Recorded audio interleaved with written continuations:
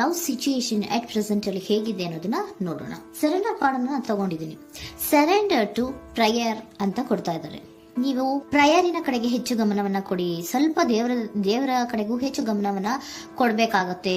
ಯಾವಾಗ ನೀವು ದೇವರನ್ನ ತುಂಬಾ ಹೃದಯದಿಂದ ಪ್ರಾರ್ಥನೆಯನ್ನ ಮಾಡಿ ನನಗೆ ಸಹಾಯವನ್ನ ಮಾಡು ಅಂತ ಕೇಳ್ತಿರೋ, ಆಗ ಅದೆಲ್ಲ ಸಮಸ್ಯೆಗಳಿಂದ ನೀವು ಆಚೆ ಬರ್ತೀರಾ. ಮಾಡೋದ್ರಿಂದ, ದೇವರನ್ನ ನೀವು ಧ್ಯಾನ ಮಾಡೋದ್ರಿಂದ ನಿಮ್ಗೆ ಏನ್ ಸಿಗುತ್ತೆ, ಯಾವುದೇ ರೀತಿಯ ಗೊಂದಲಗಳಿಗೆ ಅಥವಾ ಯಾವುದೇ ರೀತಿಯ ಸಮಸ್ಯೆಗಳು ನಿಮ್ಮಲ್ಲಿ ಇದ್ರೂ ನಿಮ್ಮ ಲವ್ ಲೈಫಿನ ವಿಚಾರವಾಗಿ ನಿಮ್ಗೆ ಆನ್ಸರ್ಗಳು ಸಿಗುತ್ತೆ, ಮತ್ತೆ ಸಪೋರ್ಟ್ ಕೂಡ ನಿಮ್ಗೆ ದೇವ್ರ ಕಡೆಯಿಂದ ಸಿಗುತ್ತೆ ಅನ್ನುವಂತಹದ್ದು ನಿಮ್ಗೆ ಹೇಳ್ತಾ ಇದ್ದಾರೆ. ಅಟ್ ಪ್ರೆಸೆಂಟ್ ಅಲ್ಲಿ ಲವ್ ಸಿಚುಯೇಷನ್ ನಿಮ್ಗೆ ಬಾಟಮ್ ಆಫ್ ದ ಟಕ್ ಬಂದಿರುವಂತಹದ್ದು ರೆಫ್ಯೂಸಿಂಗ್ ಆಫರ್. ಯಾವುದೋ ಕೆಲವೊಂದು ನಿಮ್ಮ ಲವ್ ಲೈಫಿನ ವಿಚಾರವಾಗಿ ಆಫರ್ ಗಳನ್ನ ರೆಫ್ಯೂಸ್ ಮಾಡ್ತಾ ಇರುವಂತಹದ್ದು ಅಥವಾ ಮಿಸ್ಡ್ ಆಪರ್ಚುನಿಟಿ ಅನ್ನುವಂತಹದ್ದು ರೆಪ್ರೆಸೆಂಟ್ ಆಗ್ತಾ ಇದೆ. ಯಾಕೋ ನೀವು ಮಿಸ್ ಮಾಡ್ಕೋತಾ ಇದ್ದೀರಾ ಕೆಲವೊಂದು ಆಫರ್ಸ್ ಗಳನ್ನ ಅನ್ನುವಂಥದ್ದು ರೆಪ್ರೆಸೆಂಟ್ ಆಗ್ತಾ ಇದೆ.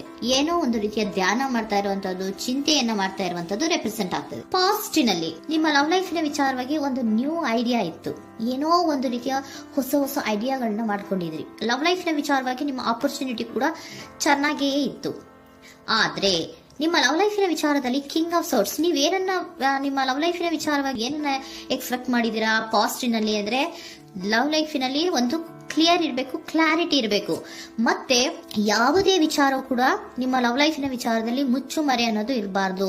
ಸ್ಪಷ್ಟವಾಗಿರ್ಬೇಕು, ಸ್ಪಷ್ಟವಾಗಿ ಹೇಳ್ಬೇಕು, ಏನ್ ಹೇಳ್ಬೇಕೋ ಅದು ಸ್ಪಷ್ಟವಾಗಿ ಹೇಳ್ಬೇಕು ಅನ್ನುವಂತಹದ್ದು ಎಕ್ಸ್ಪೆಕ್ಟ್ ಮಾಡುವಂತಹದ್ದು ಪ್ರೀತಿಯ ವಿಚಾರದಲ್ಲಿ. ಮತ್ತೆ ಕ್ಲಿಯರ್ ಆಗಿರ್ಬೇಕು. ಏನು ಅಂದ್ರೆ ನಿಮ್ಮ ಲವ್ ಲೈಫಿನಲ್ಲಿ ಒಂದು ಸ್ಟ್ರಾಂಗ್ ಆಗಿರ್ಬೇಕು, ಸ್ಟ್ರಾಂಗ್ ಬಾಂಡೇಜ್ ಇರಬೇಕು. ಮತ್ತೆ ಯಾವುದೇ ರೀತಿಯ ಚೈಲ್ಡಿಶ್ ಬಿಹೇವಿಯರ್ ಅನ್ನ ಮಾಡಬಾರ್ದು ಅನ್ನೋದು ಪಾಸ್ಟಿನಲ್ಲಿ ನೀವು ಎಕ್ಸ್ಪೆಕ್ಟ್ ಮಾಡಿರೋಂಥದ್ದು ರೆಪ್ರೆಸೆಂಟ್ ಆಗ್ತಾ ಇದೆ. ನೀವು ಅದೆಲ್ಲ ಎಕ್ಸ್ಪೆಕ್ಟ್ ಮಾಡಿದಾಗ ಯಾವಾಗ ನಿಮ್ಗೆ ಅದು ಸರಿ ಹೋಗಲ್ಲ ಅನಿಸ್ತೋ ಆಗ ನೀವು ಪ್ರೀತಿಯಿಂದ ಮುಂದೆ ಬಂದಿರುವಂತಹದ್ದು ಬಿಟ್ಟು ಮುಂದೆ ಬಂದಿರುವಂತಹದ್ದು ರೆಪ್ರೆಸೆಂಟ್ ಆಗ್ತದೆ. ಮೋಸ್ಟ್ ಪ್ರಾಬಬಲಿ ನಿಮ್ಮ ಕೆಲವೊಬ್ಬರಿಗೆ ಈಗ ಆಲ್ರೆಡಿ ಕೆಲವೊಂದು ರೀತಿಯ ಬ್ರೇಕಪ್ ಗಳು ಆಗಿರಬಹುದು, ಕಮ್ಯುನಿಕೇಶನ್ ಇಲ್ಲದೆ ಇರುವಂತಹದ್ದು ರೆಪ್ರೆಸೆಂಟ್ ಆಗ್ತಾ ಇದೆ. ಮೋಸ್ಟ್ ಪ್ರಾಬಬಲಿ ನೀವು ಇವಾಗ ಇಬ್ರು ಕೂಡ ನೀವು ಮಾತಾಡದೆ ಇರುವಂತಹದ್ದು ರೆಪ್ರೆಸೆಂಟ್ ಆಗ್ತಾ ಇದೆ. ಸೊ ಯಾವುದೇ ರೀತಿಯ ಕಾಂಟ್ಯಾಕ್ಟ್ ಅಲ್ಲಿ ಇಲ್ಲದೆ ಇರುವಂತಹದ್ದು ರೆಪ್ರೆಸೆಂಟ್ ಆಗ್ತಾ ಇದೆ. ನೋಡಿ, ಮುಂದೆ ಬರ್ತಾ ಇರುವಂತಹದ್ದು ರೆಪ್ರೆಸೆಂಟ್ ಆಗ್ತಾ ಇದೆ. ಯಾಕೋ ತುಂಬಾ ಬೇಜಾರಲ್ಲಿ ಇರುವಂತಹದ್ದು. ಪಾಸ್ಟಿನಲ್ಲಿ ಕೂಡ ನೀವು ಲವ್ ಲೈಫಿನ ವಿಚಾರವಾಗಿ ಕೆಲವೊಬ್ರು ಬೇಜಾರಲ್ಲಿ ಇರುವಂತಹದ್ದು ರೆಪ್ರೆಸೆಂಟ್ ಆಗ್ತಾ ಇದೆ. ಯಾಕೋ ಕ್ಲಾರಿಟಿ ಇಲ್ಲ, ಕ್ಲಿಯರ್ ಆಗಿರ್ಬೇಕು, ಸ್ಪಷ್ಟವಾಗಿರ್ಬೇಕು. ಏನ್ ಮಾತಾಡಿದ್ರು ಅದರಲ್ಲಿ ಯಾವುದೇ ರೀತಿಯ ಮುಚ್ಚುಮರೆ ಇರಬಾರ್ದು ಅನ್ನೋದು ನೀವು ಎಕ್ಸ್ಪೆಕ್ಟ್ ಮಾಡುವಂತಹದ್ದು. ಪಾಸ್ಟಿನಲ್ಲಿ ಕೂಡ ನಿಮ್ಗೆ ಸ್ವಲ್ಪ ಬೇಜಾರುಗಳಾಗಿರುವಂತಹದ್ದು ರೆಪ್ರೆಸೆಂಟ್ ಆಗ್ತಾ ಇದೆ. ಅಟ್ ಪ್ರೆಸೆಂಟಿನಲ್ಲಿ the moon card, 9 of swords, 6 of swords ಬಂದಿದೆ. ಮೂನ್ ಕಾರ್ಡ್ ಏನನ್ನ ರೆಪ್ರೆಸೆಂಟ್ ಮಾಡುತ್ತೆ? ಇಲ್ಯೂಷನ್ ಅನ್ನ ರೆಪ್ರೆಸೆಂಟ್ ಮಾಡುತ್ತೆ, ಕೆಲವೊಂದು ರೀತಿಯ ಭ್ರಮೆಗಳನ್ನ ರೆಪ್ರೆಸೆಂಟ್ ಮಾಡುತ್ತೆ, ಆತಂಕಗಳನ್ನ ರೆಪ್ರೆಸೆಂಟ್ ಮಾಡುತ್ತೆ. ಮತ್ತೆ ನಿಮ್ಮ ಲವ್ ಲೈಫ್ ನ ವಿಚಾರದಲ್ಲಿ ಯಾವುದೇ ರೀತಿಯ ಸ್ಥಿರವಾಗಿ ಇಲ್ಲ, ಯಾವುದು ಕರೆಕ್ಟ್ ಆಗಿ ಇಲ್ಲದೆ ಇರುವಂತಹದ್ದು ನಿಮ್ಗೆ ರೆಪ್ರೆಸೆಂಟ್ ಆಗ್ತಾ ಇದೆ. ನೆಕ್ಸ್ಟ್ ಕಾರ್ಡ್ ಏನ್ ಬಂದಿದೆ? ಸೆಕೆಂಡ್ ಕಾರ್ಡ್ 9 ಆಫ್ ಸೋರ್ಟ್ಸ್ ಬಂದಿದೆ.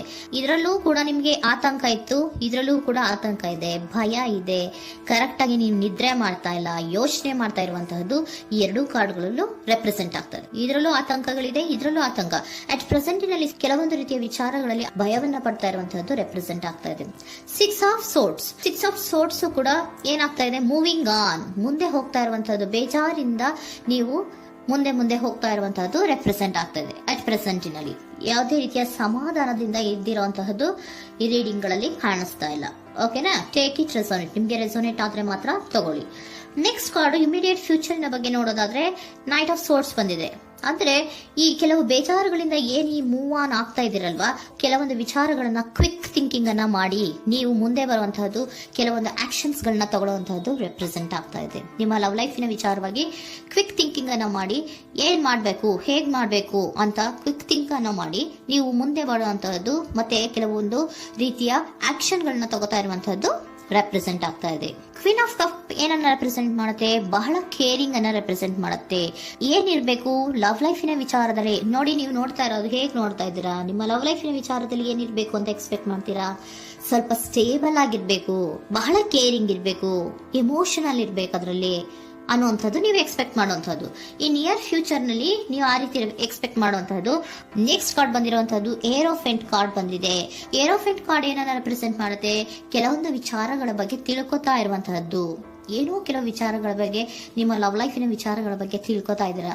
ಏನಾಗಿದೆ, ಹೇಗಾಗಿದೆ, ಸ್ವಲ್ಪ ಆಕ್ಷನ್ಸ್ ಅನ್ನ ತಗೋಬೇಕು ಅಂದ್ರೆ ನಾನು ಸ್ವಲ್ಪ ಕೇರ್ ಅನ್ನ ಮಾಡಬೇಕು, ಸ್ಟೇಬಲ್ ಆಗಿರ್ಬೇಕು ಅಂದ್ರೆ ಸ್ವಲ್ಪ ನಾನು ಕೇರ್ ಅನ್ನ ಮಾಡಬೇಕು, ಆಕ್ಷನ್ ಅನ್ನ ತಗೋಬೇಕು ಅನ್ನುವಂತಹ ನಿರ್ಧಾರಗಳನ್ನ ನೀವು ಮಾಡ್ತಾ ಇರುವಂತದ್ದು ರೆಪ್ರೆಸೆಂಟ್ ಆಗ್ತಾ ಇದೆ. ಹಾಗಿದ್ರೆ ಏಂಜಲ್ ಗೈಡೆನ್ಸ್ ಏನ್ ಕೊಡ್ತಾರೆ? Are you ready? ನೀನು ರೆಡಿಯಾಗಿದ್ದೀರಾ ನೀವು ಅಂತ ಕೇಳ್ತಾ ಇದ್ದಾರೆ ಏಂಜಲ್ಸ್ಗಳು.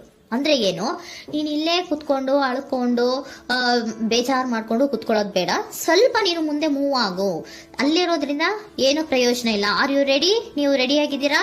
With in the next few weeks, ಕೆಲವೊಂದು ವೀಕ್ಗಳಲ್ಲಿ, ಕೆಲವೊಂದು ವಾರಗಳಲ್ಲಿ ನೀವು ಏನಾಗ್ತೀರಾ? ಅಬಂಡೆನ್ಸ್, ಸಾಮರಸ್ಯ ಅನ್ನೋದು ಇರುತ್ತೆ. ಇಂಪ್ರೂವಿಂಗ್ ಹೆಲ್ತ್ ಅಂದ್ರೆ ಏನು, ನೀವು ಯೋಚನೆ ಮಾಡಿ ಮಾಡಿ ಮಾಡಿ ಏನು ಈ ಆರೋಗ್ಯವನ್ನ ಹಾಳು ಮಾಡ್ಕೊಂತ ಇದ್ದೀರಾ. ಸೊ ಇಂಪ್ರೂವಿಂಗ್ ಹೆಲ್ತಿನ ಕಡೆಗೆ ಗಮನವನ್ನ ಕೊಡಿ. ಆತಂಕವನ್ನ ಮಾಡ್ಕೊಂಡು ಭಯವನ್ನ ಪಡ್ಕೊಂಡು ಮುಂದೆ ಹೋಗ್ಬೇಕಲ್ಲ ಅಂತ ನೀವು ದಿನ ಹೆಂಗೆ ಕಾಲವನ್ನ ಮುಂದೆ ಹಾಕ್ತಾ ಇದ್ರೋ, ಅದಕ್ಕೆ ಏನ್ ಹೇಳ್ತಾ ಇದ್ದಾರೆ? Are you ready? ಮುಂದೆ ಬರೋದಕ್ಕೆ ನೀನ್ ರೆಡಿ ಆಗು. ನೀವ್ ಅಲ್ಲೇ ಕೂತಿರೋದ್ರಿಂದ ಯಾವುದೇ ರೀತಿಯ ಪ್ರಯೋಜನ ಇಲ್ಲ. ಸ್ವಲ್ಪ ನಿಮ್ಮ ಹೆಲ್ತಿನ ಕಡೆಗೆ ಗಮನವನ್ನ ಕೊಡಿ. ಸಮೃದ್ಧಿ ಅನ್ನೋದು ಬಂದೇ ಬರುತ್ತೆ, ಸಾಮರಸ್ಯ ಅನ್ನೋದು ಇದ್ದೇ ಇರುತ್ತೆ ಅನ್ನೋದು ಹೇಳ್ತಾ ಇದ್ದಾರೆ.